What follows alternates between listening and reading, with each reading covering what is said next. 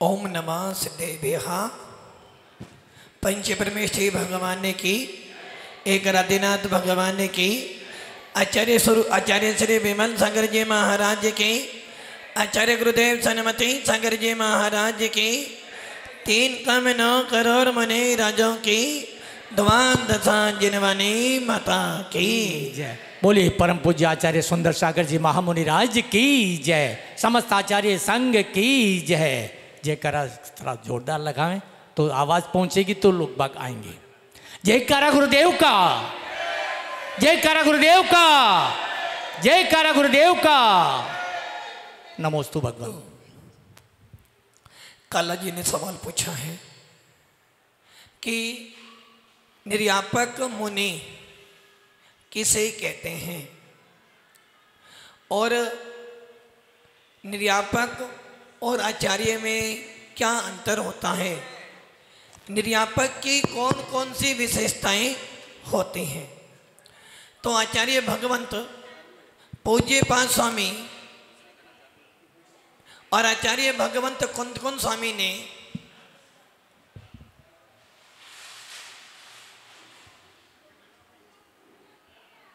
किसी भी शास्त्र में निर्यापकों का वर्णन नहीं आता है।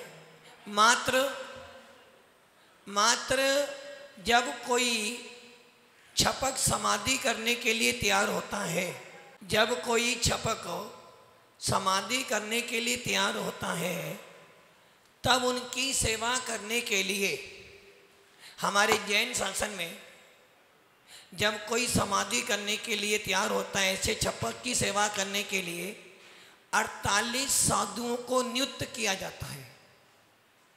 और वो 48 साधु क्या करते हैं, वो 48 साधु मात्र छपक की सेवा करते हैं। 4 साधु उनके लिए हार लाते हैं, 4 साधु पानी लेकर आते हैं पानक, 4 साधु उनका शोधन करते हैं, 4 साधु उनके मल मूत्र को क्षेपण करते हैं, 4 साधु उनके सैया का शोधन करते हैं, 4 साधु प्रवचन करते हैं, 4 साधु पंडाल के बाहर रहते हैं, सभागार के बाहर रहते हैं, ताकि कोई वाद विवाद करने वाला आ जाए तो उसे हम ही बाहर देखने। 4 साधु बाजार में जाते हैं, नगर में घूमते हैं, कोई छपक की निंदा तो नहीं कर रहा। आखिर नगर छपक के बारे में क्या कह रहे हैं। और 4 साधक ऐसे होते हैं जो उस बस्ती में जिसमें छपक बैठा है उसकी सुरक्षा करते हैं। इस प्रकार से 48 साधुओं को बांटा गया है। और इन 48 साधुओं का काम क्या है, किसी तरह भी उस छपक की समाधि बढ़िया हो जाए। इसलिए जो छपक की सेवा करते हैं, जो छपक की सेवा करते हैं, उनको बोला जाता है निर्यापक। निर्यापक कोई पद नहीं है, कोई उपाधि नहीं है। ये तो जब भी कोई छपक सलेखना करने आएगा, उनकी सेवा करने के लिए जो साधु नियुक्त किए जाते हैं, उन सबको निर्यापक बोला जाता है। अब यहाँ पर आपके मन में विकल्प आना चाहिए कि महाराज जी, मुनियों की समाधि का वर्णन तो भगवती आराधना में, मूलाचार में, मरण कंडिका में मिलता है, किंतु आरिकाओं की समाधि का वर्णन तो कहीं मिलता नहीं है। तो क्या आरिकाएं समाधि करती नहीं है? अरे भाई, मूलाचार में मात्र एक शब्द लिखा है। मूलाचार में सारी चर्या मुनियों की लिखी है। एक सवाल आया था कि महाराज जी, जितने भी शास्त्र हैं, सभी शास्त्रों में मुनि दीक्षा का वर्णन तो मिलता है, किंतु आरिका दीक्षा का वर्णन क्या विधि है, कैसी होनी चाहिए, कैसी दीक्षा दे, वर्णन नहीं मिलता। आरिकाओं की दीक्षा का वर्णन नहीं मिलता, मात्र मुनियों की दीक्षा का वर्णन मिलता है। तो इसलिए आरिकाओं की दीक्षा कैसे दोगे? अरे भैया, जब मूलाचार में आचार्य भगवंत ने क्या वर्णन करा कि एक मुनिराज जब समाधि करता है, आपको मेरी आवाज समझ में आ रही है ना? जब एक मुनिराज समाधि करता है उसके लिए पूरी विधि लिखी है। 48 के 48 साधुओं की पूरी सूची बना के रखी कि वो छपक क्या करता है, कैसे हार करेगा, कैसे इसे संबोधन देना है, किस प्रकार की उसकी क्रिया करनी है, यहाँ तक कि उसके समाधि हो जाने के बाद किस प्रकार उसका संस्कार करना है, ये भी पूरी विधि लिखी है। अब बात है मूलाचार में कौन कौन स्वामी लिख रहे हैं, मूलाचार में कौन कौन स्वामी लिख रहे हैं। ये सारी चर्या लिखने के बाद, कौन सी चर्या? मुनियों की समाधि कैसे की जाती है, सारी चर्या लिख दी। फिर एक लाइन में कह रहे हैं, जैसी समाचारी मुनियों की होती है वैसी ही सारी समाचारी एक आरिका की भी होती है। जो कि आरिका भी महाव्रती है, तो जब मुनि सलेखना करता है तो उसकी पूरी विधि लिख दी है, तो वही विधि आरिकाओं की भी है। बस इतना अंतर दिखा दिया है कि मुनि जब समाधि करता है तो वो निर्गंत होता है, आरिकाएं जब समाधि कर लेती हैं तो समाधि के बाद उस आरिका का समाधि से पूर्व समाधि होने वाली है और 15, 20, 25 एक घंटे पहले ही या एक अंतर्मुहूर्त पहले ही उस आरिका के भी संपूर्ण वस्त्रों का त्याग कराकर शरीर को इस प्रकार आवृत कर देते हैं कि वो आरिका निर्गंत जैसा अनुभव करे, ताकि संस्कार साथ में लेकर जाए और उस स्थान पे भी पुरुषों की एंट्री नहीं होती है, उसे श्रेष्ठ समाधि कहते हैं। इसलिए जो विधि मुनि दीक्षा की आचार्यों ने मुनियों के लिए लिखी है, वही विधि पूरी की पूरी विधि आरिकाओं के लिए भी होती है। और ऐसा भी नहीं है कि आचार्य शांति सागर महाराज ने ही आरिका दीक्षा दी है, उनसे पहले भी आरिका हुई है, आज भी हो रही है और आगे भी होती चली जाएंगी। अब जो था निर्यापक, जिस प्रकार एक मुनि की सेवा करने के लिए 48 साधुओं को निर्यापक कहते हैं, वैसे ही जो आरिकाओं की समाधि में सहयोग करती हैं, ऐसी आरिकाओं को भी निर्यापक बोला जाता है। इसलिए निर्यापक का काम है मात्र छपक की सेवा करना, और जैसे ही समाधि हुई निर्यापक बंद हो गया, मुनि बन गया। अगला सवाल कि जो निर्यापक होते हैं उनकी विशेषता क्या है? निर्यापक वही होते हैं जो समाधि कराने में कुशल होते हैं, जो अध्ययन आदि में कुशल होते हैं, जो रात में जागरण कर सके, जिनका धैर्य बल बढ़ा हुआ हो, वो ही सलेखना में सहयोग करते हैं। अब अगला सवाल था आचार्य और निर्यापक में क्या अंतर है? निर्यापक का गुण स्थान छठा है, आचार्य का भी छठा है। निर्यापक के मूल गुण 28 हैं और आचार्य के 36 हैं। निर्यापक को दीक्षा शिक्षा देने का अधिकार नहीं है, निर्यापक को प्रायश्चित देने का अधिकार नहीं है, किंतु एक आचार्य को दीक्षा शिक्षा प्रायश्चित देने का अधिकार है। इसमें संख्या का भी जरूरी है कि 48 साधुओं की जरूरत पड़ती है। अधिक से अधिक 48 साधु चाहिए, कम से कम एक मुनि की समाधि में 2 साधु तो चाहिए। इनकी नियुक्ति आचार्य श्री करते हैं। जिसमें योग्यता होती है उनको आचार्य जब तक छपक की सलेखना ना हो जाए तब तक के लिए उसे निरापक बनाते हैं, और जैसे ही सलेखना हुई वो व्यवस्था पूरी की पूरी बंद हो जाती है। निर्यापक पद स्थायी नहीं है, तात्कालीन अवस्थाओं के लिए बनाया जाता है। ऐसा नहीं मैंने एक बार निर्यापक बना दिया तो वो जीवन भर बना रहेगा। संलेखना करने वाला कोई मुनि आया और मैंने इसमें से 3 मुनियों को निरापक बना दिया। अब अगली बार समाधि जब होने वाली आई तो ये तो मुनि थे, मैंने दूसरे मुनि बना दिए। वो तो मात्र कुछ समय के लिए, महीने 2 महीने 3 महीने 4 महीने के लिए, जीवन भर के लिए निरापक पद नहीं होता है। ऐसा तो नहीं कि जैसे मान लो आप आचार्य श्री विराजमान हैं तो आपका ही कोई दूसरा संघ हो, ऐसे 3-4 मान लो संघ हो, उसमें आप एक एक निर्यापक नियुक्त कर दें, चाहे आवश्यकता हो या न हो। निर्यापक की व्यवस्था मात्र संलेखना करने के समय की जाती है, उसके अलावा निर्यापक की व्यवस्था हमारे शास्त्रों में नहीं मिलती है। हाँ, यदि आपको किसी साधु को कोई पद देना है तो हमारे यहाँ 5 पदों की व्यवस्था है।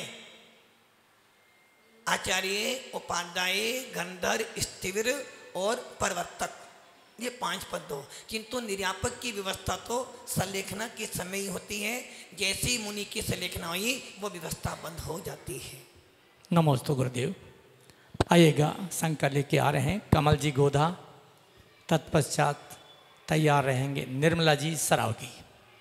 नमोस्तु गुरुवर, मंदाई माता जी, इच्छाई माता। महाराज जी, मेरी शंका है कि जब भी अपन कोई व्रत नियम या करते हैं तो अष्टमी या चतुर्दशी को प्राथमिकता देते हैं। जैसे शांतिरा कर रहे हैं या कोई नया नियम ले रहे हैं या कोई त्याग कर रहे हैं तो अष्टमी चतुर्दशी को प्राथमिकता देते। तो अपने जिन शासन में अष्टमी चतुर्दशी का क्या विशेष महत्व है? देखो भैया का सवाल है, अष्टमी चतुर्दशी के दिन हम विशेष नियम लेकर अपने जीवन को चलाते हैं, तो अष्टमी चतुर्दशी का हमारे जैन शासन में क्या महत्व है? देखो, चतुर्दशी और अष्टमी, अष्टमी कब आती है? सप्ताह 8 दिन में एक बार आती है। चतुर्दशी 15 दिन में एक बार आती है। और आप ये जानते हो कि एक दिन में संधि काल कितने आते हैं? 4। एक दिन में संधि काल, जिन कालों में आपको सिद्धांत शास्त्र नहीं पढ़ने होते हैं, ऐसे वो संधि काल कितने होते हैं? 4। सवेरे सूर्य उदय होने से 1 घड़ी पहले और 1 घड़ी बाद, दोपहर में 12 बजे से 1 घड़ी पहले और 1 घड़ी बाद, शाम को सूर्य अस्त होने से 1 घड़ी पहले 1 घड़ी बाद, और रात्रि में 12 बजे से 1 घड़ी पहले 1 घड़ी बाद। जो मैंने जगन्य काल बताया है, मध्यम उत्कृष्ट काल भी इसका, कम से कम इतना काल तो आपको संधि काल 4 बार आया। अब पूरे महीने में संधि काल 2 बार आता है। हर 15 दिन के अंदर चतुर्दशी आती है, 15 काल का वो संधि काल, और प्रत्येक 15 दिनों के बीच में एक संधि काल आता है अष्टमी के दिन। अष्टमी के दिन एक संधि काल, चतुर्दशी के दिन एक संधि काल। महीने में 2 संधि काल, एक पक्ष में 2, महीने में 2 पक्ष और 15 दिन में एक बार संधि काल। इस प्रकार अष्टमी चतुर्दशी के दिन हमारे जैन शासन में पर्व के दिन बतलाए हैं। कम से कम 7 दिन तूने जो पाप किया है ना, कुछ डरो कि भैया अष्टमी है, आज अष्टमी हरी नहीं खाना, आज हरी। अरे भाई, हरी ने तुम्हारा क्या बिगाड़ा है? हरी ने तुम्हारा क्या बिगाड़ा जो हरी नहीं खानी? अष्टमी चतुर्दशी को हमने बना लिया खाना पीना छोड़ देना, जबकि ये महत्वपूर्ण खाना पीना छोड़ना जब चाहिए जब तेरी अंदर की आसक्ति कम हो। इसलिए अष्टमी चतुर्दशी के दिन हरी खा लो, कोई फर्क नहीं पड़ेगा, किंतु परिणामों को हरा मत होने दो। परिणामों को वाइट बनाओ, सफ़ेद बनाओ, ताकि परिणाम अच्छे बने। अष्टमी के दिन मुनिराज 8 दिन की आलोचना करते हैं। अष्टमी के दिन मुनिराज अष्टमी क्रिया करते हैं और 8 दिन की आलोचना करते हैं। चतुर्दशी के दिन मुनिराज 15 दिन की आलोचना करने के लिए बड़ा प्रतिक्रमण करते हैं, अपनी आलोचना करते हैं। इसलिए हमारे जैन शासन में अनादिकालीन 10 लाछन पर्व आते हैं, उसमें अष्टमी भी आती है, चतुर्दशी भी आती है। इसलिए जो हमारे शाश्वत पर्व है, अष्टानी का पर्व आता है, अष्टमी से शुरू होता है, पूर्णिमा को पूरा आता है। इसलिए ये अष्टमी चतुर्दशी हमारे शाश्वत पर्व हैं, इसलिए इनका महत्व ज़्यादा हो जाता है। नमस्ते।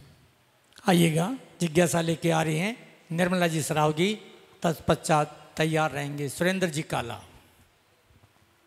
नमस्ते आचार्य, नमस्ते। बंदा में माता जी इच्छा है महाराज जी, सप्तऋषि का हम रोज अर्घ चढ़ाते हैं, लेकिन सप्तऋषि होते कौन है?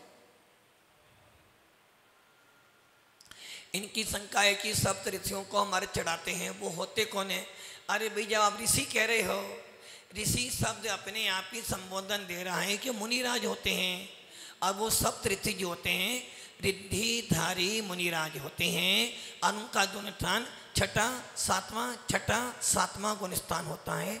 और आपको ध्यान हो, जब मथुरा में महाबीमारी फैली थी, उस समय मुनिराज ने उपाय बताया था कि सप्त ऋषि मुनियों की प्रतिमा विराजमान कर दो चारों दिशाओं में, तो तुम्हारा महाबीमारी दूर हो जाएंगी।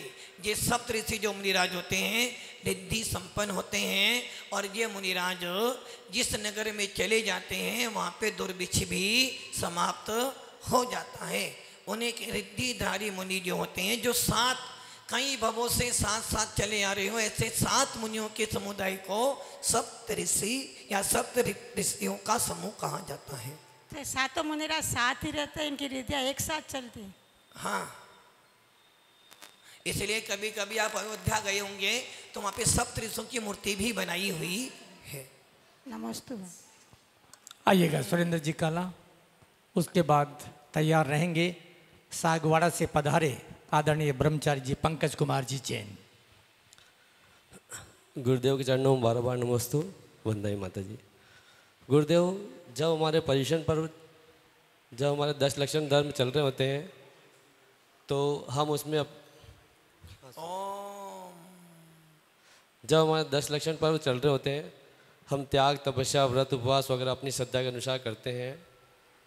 गुरुदेव, जैसे ही 10 लक्षण धर्म पूरे होते हैं, हम बाजार की तरफ दौड़ पड़ते हैं। जमीकंद वगैरह हम उस समय नहीं खाते हैं, लेकिन उसके बाद हम इतने आतुर हो जाते हैं जैसे हमने कभी उनका उपयोग ही नहीं किया हो। हम बाज़ार में जाते हैं और दुकानदार से इस तरह मांग करते, भैया 10 दिन हमारे धर्म चल रहे थे इसलिए हमने नहीं खाए, जल्दी से हमको मतलब दो। तो गुरुदेव, अनजाने में कहीं हम अपने धर्म की अवहेलना तो नहीं कर रहे हैं कि हमको पता ठीक है 10 दिन हमने धर्म किए हैं, लेकिन उसके बाद हम इस तरह की क्रिया करते हैं? तो गुरुदेव समाधान चाहेंगे। देखो भैया, जो लोग 10 दिन धर्म करते हैं और 11वें दिन बाजार में टूट पड़ते हैं, और विशेष रूप से आलू कि 10 दिन तक बाजार का स्वाद नहीं देखा था, और अब 10 दिन के बाद तो घर का 3-4 दिन तक भोजन खाना ही नहीं है, बाजार का ही खाना है, तो ये समझना धर्म तुम्हारे से बदनाम होने वाला नहीं है। मैंने आज सवेरे बोला था ना, ये मत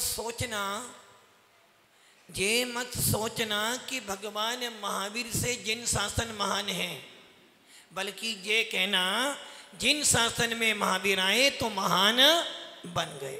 इसलिए तुम रात में खाना, दिन में खाना, आलू खाना, प्याज खाना, और जो तुझे खाना कब खा लेना। तेरे खाने पीने से जिन शासन धूलमिल होने वाला नहीं, किंतु इतना जरूर है जिन शासन में पैदा होकर तू ऐसा काम करेगा तू जरूर धूलमिल में मिल जाएगा। शासन तो शासन है।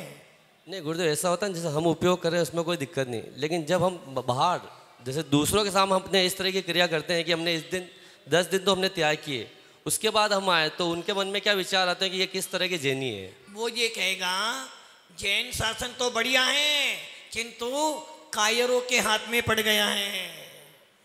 वो ये कहेगा जैन शासन तो बढ़िया था किंतु इस अभागे के भाग्य में मिल तो गया। जिस प्रकार किसी अंधे को बटेर मिल जाए तो क्या होगा, कोई काम का नहीं। जैसे किसी अंधे को दीपक मिल जाए तो क्या करेगा वो अंधा, और कोई दीपक लेके गड्ढे में गिर जाए तो अंधे से भी गिरा हुआ है। वैसे ही जिन शासन मिल तो गया, जिस जिन शासन से अन्य व्यक्ति लाभ उठाते हैं उसी जिन शासन में तो आकर अपने आप को नरक गतियों में ले जा रहा है। तो जिन शासन बदनाम नहीं होंगे, लोग कहेंगे कितना भागा है, चिंतामयी रतन मिला था और हाथ धोने के बहाने उसने फेंक दिया। नहीं गुरुदेव, इसमें समाज को क्या संदेश है, मतलब समाज को क्या संदेश देना चाहिए इसको? हमारा जैन शासन संदेश नहीं देता है, काम करता है। वो तो पहले ही कह रहा भैया यदि जैन है तो भार मत खा।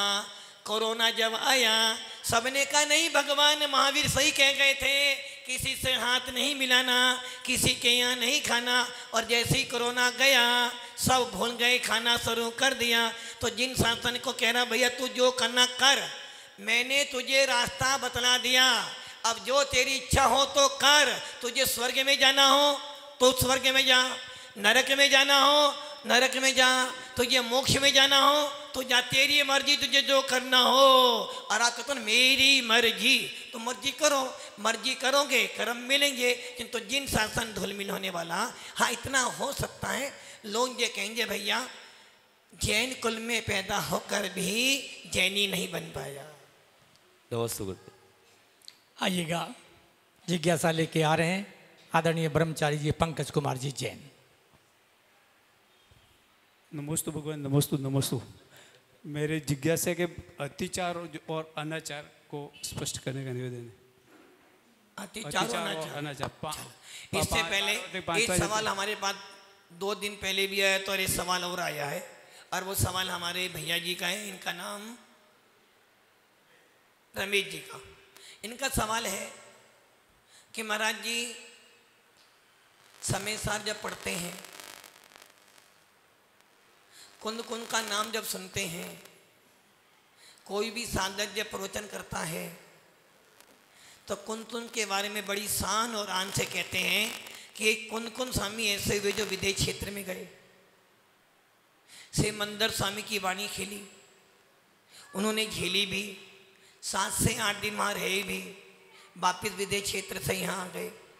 किंतु क्या इनके अलावा और कोई भी विदेश क्षेत्र गया है? तो आचार्य भगवान कहते हैं पूज्य पांच स्वामी जिन्होंने सर्वार सिद्धि लिखी, जिन्होंने 10 भक्तियाँ लिखी हैं, सिद्ध भक्ति, चैत्य भक्ति, श्रुत भक्ति, आचार्य भक्ति, पंचमागुरु भक्ति, समाधि भक्ति, जितनी भी भक्ति संस्कृत भाषा में है वो सब पूज्य पांच स्वामी की है। तो पूज्य पांच स्वामी विदेश क्षेत्र गए, कैसे गए, क्या हुआ? पहली बात तो ये ध्यान रखना, पूज्य पांच स्वामी विदेश क्षेत्र गए, उन्हें कोई देव नहीं ले गया। पूज्य पांच स्वामी ने स्वयं एक रसायन बनाया, उसका लेप किया, सीधे विदेश क्षेत्र पहुंच गए। अब बोलो महाराज जी वो लेप की विधि कहाँ है? वो लेप की विधि का हम भी बना लें। हमारे समय सार में सोना बनाने की विधि लिखी है। काला जी बनाना है। सोना कैसे बनता है? जिनको करोड़पति होना हो, जिन्हें अरबपति होना हो। सुरेंद्र जी, हाँ भैया देख तू यहाँ पे माइक चला, वो कैमरा चलाता है, सोना बना लो, फिर सोने का आ जाएगा कैमरा। कुंद कुंद स्वामी ने समय सार जैसे शास्त्र में, अध्यात्म शास्त्र में, आत्मा की चर्चा करने वाले शास्त्र में सोना बनाने की विधि लिखी है। और आचार्य महावीर कीर्ति महाराज ने हीरे बनाने की विधि भी लिखी है। मेरे पास भी है, बनाया नहीं है, क्योंकि हम स्वयं डायमंड बन चुके हैं, तो हमें हीरा चाहिए नहीं। समय सार में सोना बनाने की विधि लिखी है, किंतु उसमें यह भी लिखा भैया, विधि तो लिख दी है, तेरा पुण्य कर्म का उदय भी होना चाहिए। यदि तेरे पुण्य कर्म का उदय नहीं होगा, सोना बनाने की विधि तो मालूम हो जाएगी, सोना तो नहीं बनेगा, पीतल भी चला जाएगा, पुण्य भी होना चाहिए। तो पूज्य पांच स्वामी ने लेप बनाया और चले जाते थे पूज्य पांच स्वामी विदेश क्षेत्र। और ऐसे पूज्य पांच स्वामी ने जब उनकी आंखों की रोशनी चली गई थी, उस समय उन्होंने भगवान शांति नाथ की विशेष भक्ति करी, शांति भक्ति लिखी और उनकी आंखों की रोशनी आ गई। परम पूज्य आचार्य वर्धमान सागर जी चतुर्मास अभी पार्सोला है, उनकी आंखों की रोशनी चली गई थी। उन्होंने यही शांति भक्ति पढ़ पढ़ के अपनी रोशनी वापिस ले आए थे। आपके पास में अंदेश्वर पारसनाथ कुशलगढ़ के पहले पड़ता है ना, वहाँ पर कुशलगढ़ में एक आचार्य में आचार्य सुधर्म सागर जी, उनकी समाधि वहाँ पर हुई है। और उस समाधि पर वहाँ पर प्रतिमा भी है। उस अंदेश्वर पारसनाथ के भगवान की प्रतिमा पर आचार्य महावीर कीर्ति महाराज को एक सपना आया कि तुम मंदिर जाना तो ये भगवान के फंड पर एक मंत्र लिखा हुआ मिलेगा।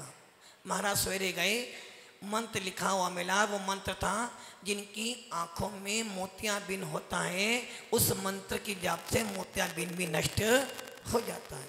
तो पूज्य पाद स्वामी ने शांति बत्ती लिखी।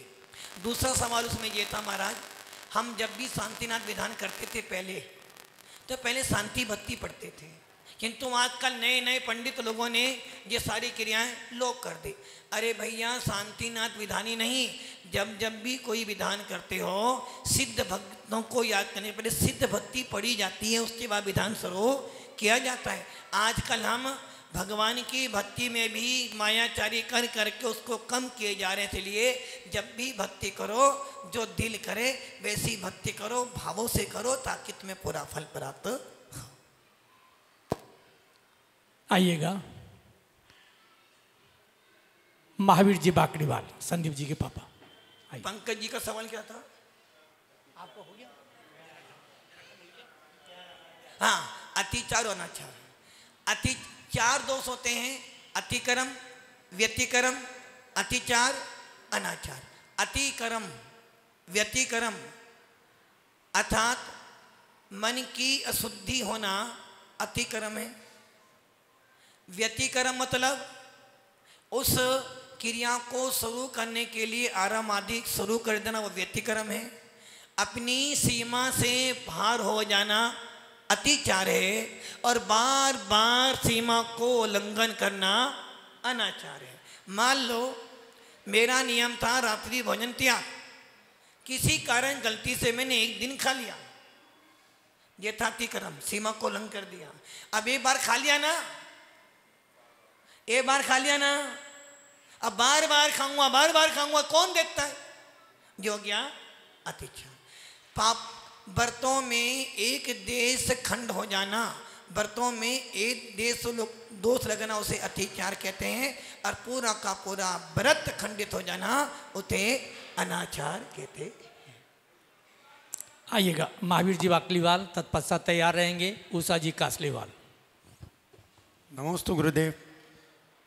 मेरी गृहस्थी संबंधी है। जैसे एक माँ ने बेटा दिया 2 साल का, और दूसरी माँ ने उसको पाला 36 साल का कर दिया, 35 का कर दिया, शादी कर दी, तो अब बेटा बहू का क्या कर्तव्य है? 2 ही माँ के प्रति। नमोस्तु। आपका सवाल है कि एक माँ ने मुझे जन्म दिया, दूसरी माँ ने मुझे 36 साल पाल पोस कर इतना बड़ा करा, शादी भी की, तो उस बेटा बहू का दोनों माँओं के प्रति क्या कर्तव्य है? दोनों माँ जीवित हैं? 2 ही माँ जीवित है महाराज। यदि एक ने जन्म दिया है, एक ने पाल पोस के बड़ा किया, तो वो याद करो नारायण कृष्ण जी का गाना भजन, एक ने जन्म दिया और एक ने क्या बोले, उसके बोल क्या है? जिसको कहेगा तो मैया। सही है ना?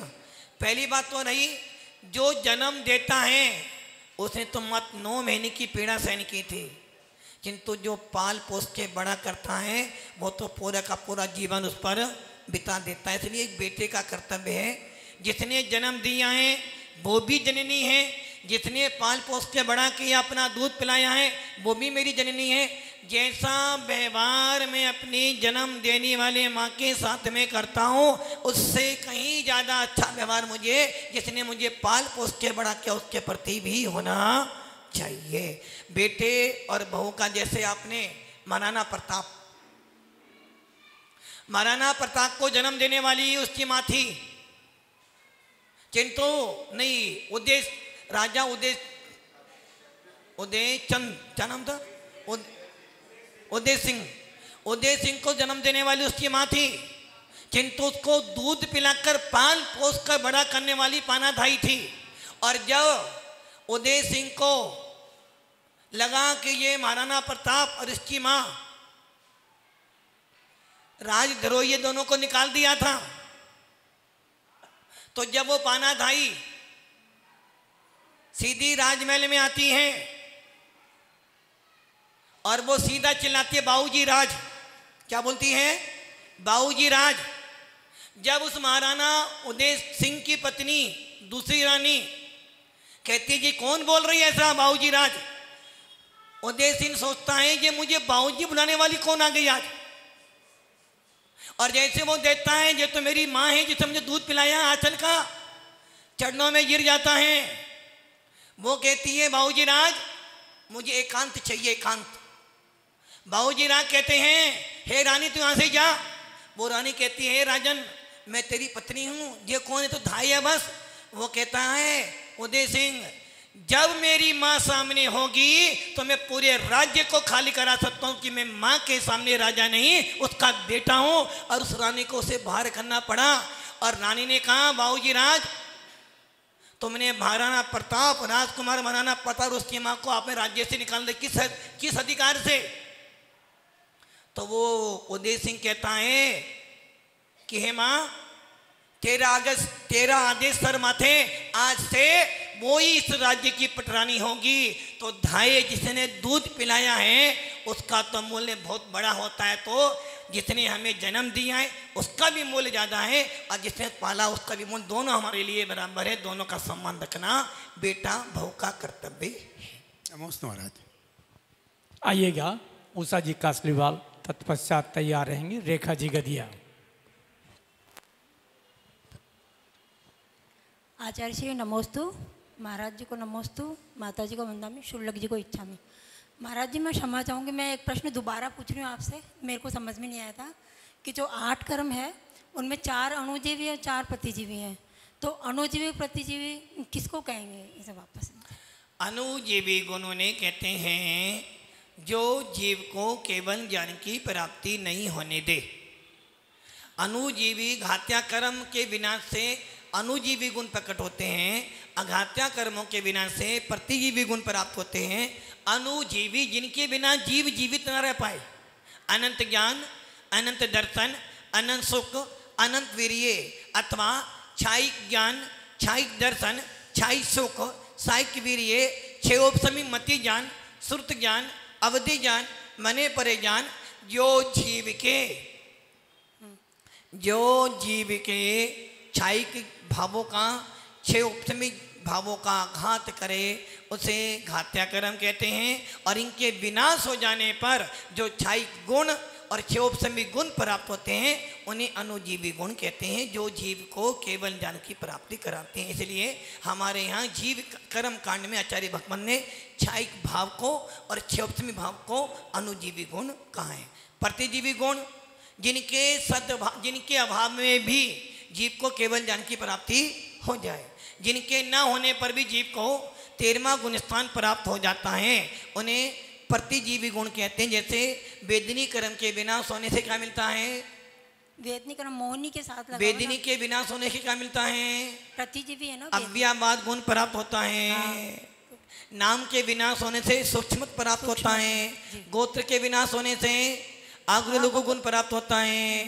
तो ये चारों गुण अघात्या कर्मों के विनाश होने से जो गुण प्राप्त होते हैं, आयु कर्म के विनाश होने से अवघानत गुण प्राप्त, ये चारों गुण प्रतिजीवी गुण हैं जो जीव का विनाश नहीं करते हैं। नमस्ते आचार्य।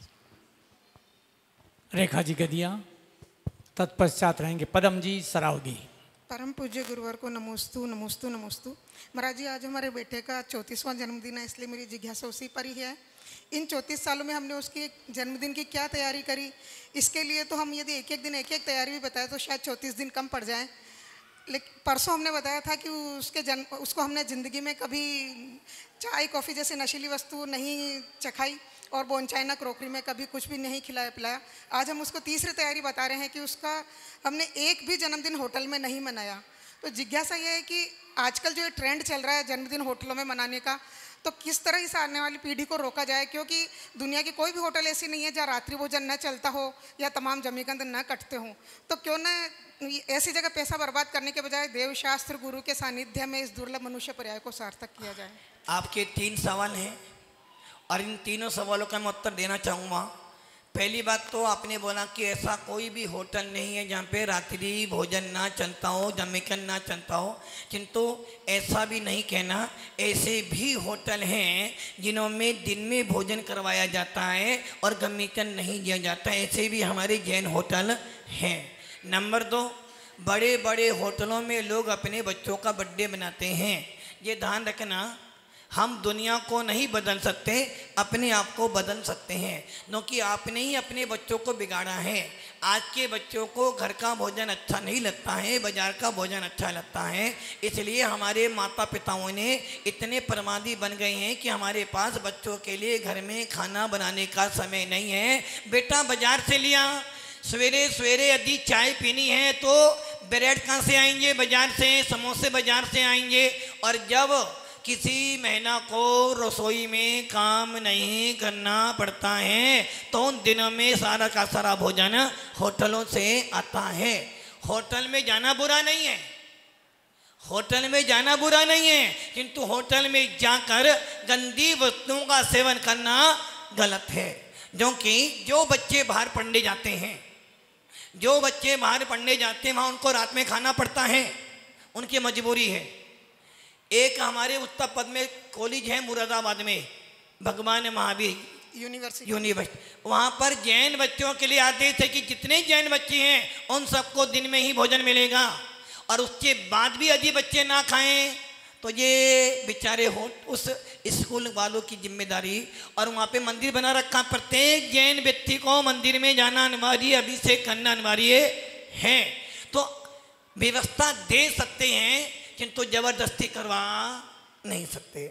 मैं आपसे पूछता हूँ, आपने अपने बेटे को नहीं खिलाया, आपकी जो बहू आई है वो क्या करती है?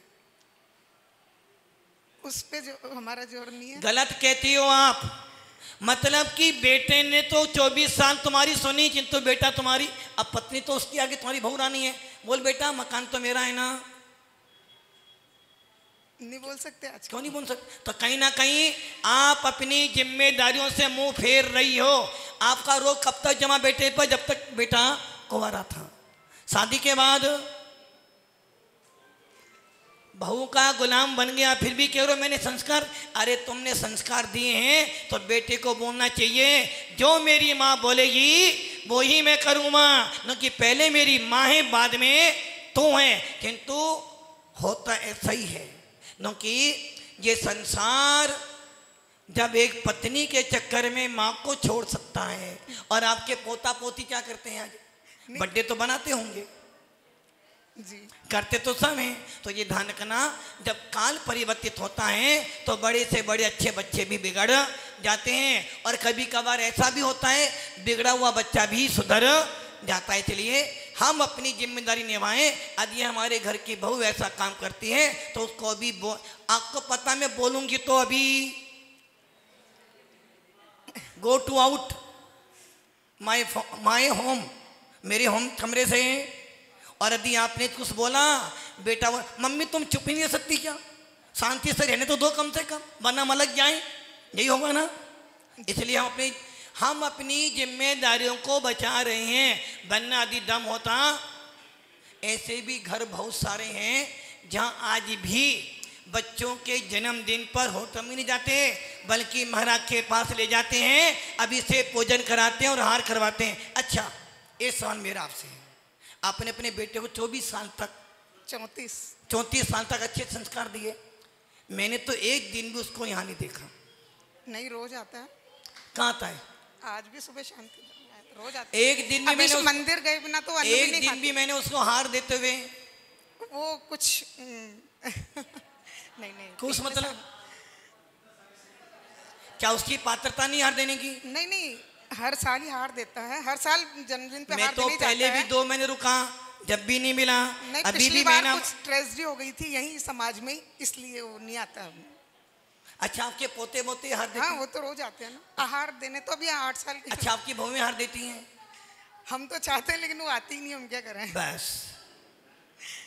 हम तो कहते जो सर्वेंट रखा है उसकी वजह से जो टाइम मिल रहा है वो आप देवशास्त्र गुरु को दो। मतलब कि इतने संस्कार देने के बाद भी घर में सर्वेंट भी रखा हुआ है, फिर भी भूमि यहाँ नहीं देते। तुम समझ लेना जमाना बदल गया है। यदि जीवन शांति से निकालना है, चुपचाप खाना खाओ, हरे राम हरे कृष्णा बोलो। नमस्ते। तो राम और कृष्ण अपनी तो हैं भैया। जब तुम जा सकते हो घूमने फिरने के लिए।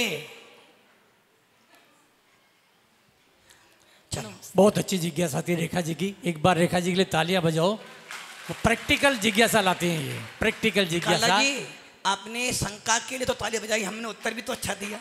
जी महाराज जी, मेरा निवेदन इसलिए किया था कि ये घर घर की कहानी है। अरे घर घर की कहानी तो है, उसी घर के अंदर हमारे यहाँ घर घर की कहानी भले हो। यदि सासू चाहे ना मम्मी चाहे, यदि बेटा मेरा संस्कारित है तो बेटी की हिम्मत नहीं हो सकती जो माँ की बात को टाल दे। हाँ जी पदम जी। लेकिन हो सकता है तो संभवतः अंतिम प्रश्न होगा पदम जी सरावगी।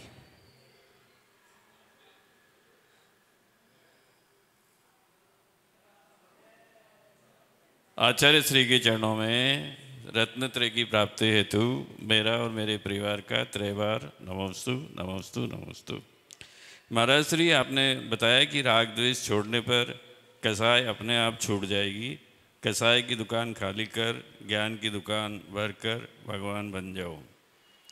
आज मैंने दिन भर धार्मिक क्रिया की, 108 माला फेरने की बोली भी छुड़ाई।